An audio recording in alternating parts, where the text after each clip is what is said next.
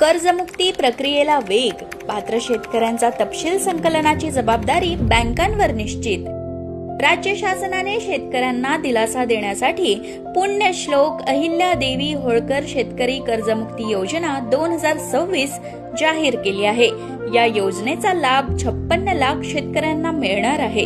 योजनेची प्रभावी आणि पारदर्शक अंमलबजावणी आणि वेळेत लाभ देण्यासाठी सर्व व्यापारी बँका व जिल्हा मध्यवर्ती सहकारी बँकांना सहकार विभागाकडून सविस्तर मार्गदर्शक सूचना देण्यात आल्या आहेत। योजनेचा लाभ थेट आणि पारदर्शक पद्धतीने पात्र शेतकऱ्यांपर्यंत पोहोचवण्यासाठी बँकांकडून शेतकऱ्यांचा सविस्तर तपशील मागवण्यात येत आहे।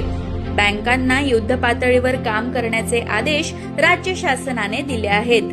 या प्रक्रियेत कोणतीही त्रुटी राहू नये म्हणून बँकांना मुख्यालय आणि जिल्हा स्तरावर विशेष नोडल अधिकाऱ्यांची नियुक्ती करणं बंधनकारक करण्यात आलं आहे। या सूचनांनुसार पात्र शेतकऱ्यांची माहिती अचूक स्वरूपात संकलित करून पोर्टलवर अपलोड करण्यासह प्रत्येक टप्प्यावर समन्वयाची जबाबदारी बँकांवर निश्चित करण्यात आली आहे। यासाठी प्रत्येक बँकेने मुख्यालय स्तरावर 2 नोडल अधिकाऱ्यांची नियुक्ती करणं बंधनकारक करण्यात आलं आहे। यापैकी एक अधिकारी योजना अंमलबजावणी समन्वयक तर दुसरा माहिती तंत्रज्ञान समन्वयक म्हणून काम पाहणार आहे।